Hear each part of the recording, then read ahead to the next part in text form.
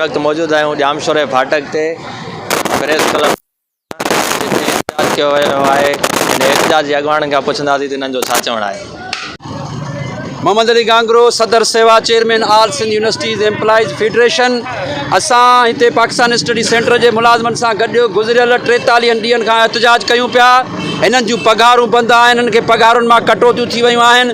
अॼु 18 तारीख़ आहे पर हिननि खे पघार नथी मिले, उन जे करे हिननि जा बच्चा फाका कशी पिया था काटनि। हिननि जा ॿार तालीम खां महरूम थी विया आहिनि। हिननि जे घरनि में जेके बीमार माउ पीउ आहिनि, औलाद आहिनि, बच्चा आहिनि, उहे दवा खां महरूम आहिनि। उन जो ज़िम्मेवार हेक जो चेयरमैन आहे, हितां जो डायरेक्टर आहे, BOG जो चेयरमैन आहे।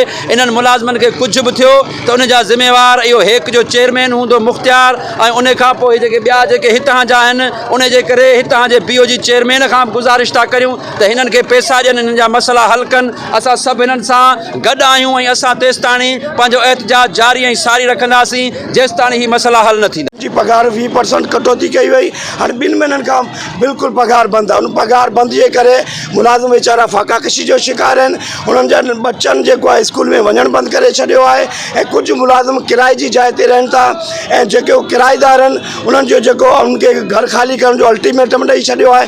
इन करे मुलाज़िम डिप्रेशन जो शिकार आहिनि, फ्रस्ट्रेशन जो शिकार आहिनि ऐं इन फाका कशी में आहिनि। ऐं फाका कशी में जेकॾहिं को अहिड़ो उन्हनि क़दम खयो त सेंटर जे डायरेक्टर शुजा मैसर ते असां FIR कटाईंदासीं। उनखां पोइ जेको आहे जो BOG जो चेयरमैन, हितां जो वाइस चांसलर बि उनजो मसइलो हल करण जे लाइ तयारु न आहे। उन्हनि जे हथ में आहे कुझु जेकॾहिं हू कर्ज़ तौरु जेकॾहिं सेंटर खे पैसा ॾे, उन्हनि जी 2 महीननि जी पघार जो मसइलो हल थी सघे थो। पर जो वाइस चांसलर का बि दिलचस्पी कोन थो वठे ऐं हिननि मुलाज़िमनि जो को धणी साईं कोन्हे। डायरेक्टर 5 ॾींहंनि खां गुम लॻो पियो आहे, को बि सेंटर खे हलाइण वारो कोन्हे ऐं मुलाज़िम हिते परेशान आहिनि पघारनि जे करे। असां मुतालबो था करियूं डायरेक्टर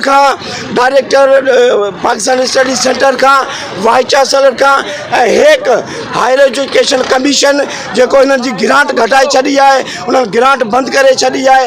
असां हायर एजुकेशन कमीशन खे बि चऊं था फौरी तौर ते हिननि जी जेका आहे माना ग्रांट मंज़ूर कई वञे, जी मुलाज़िमनि खे पघार मिले, हू पंहिंजे राशन जो बंदोबस्तु कनि ऐं मुलाज़िमनि पंहिंजे बच्चनि जी पघार जेको तालीम जो बंदोबस्तु कनि। महिरबानी। कैमरामैन आदिल शानी सां गॾु रिपोर्टर आसिफ अली लुंड, बे न्यूज़ जामशोर।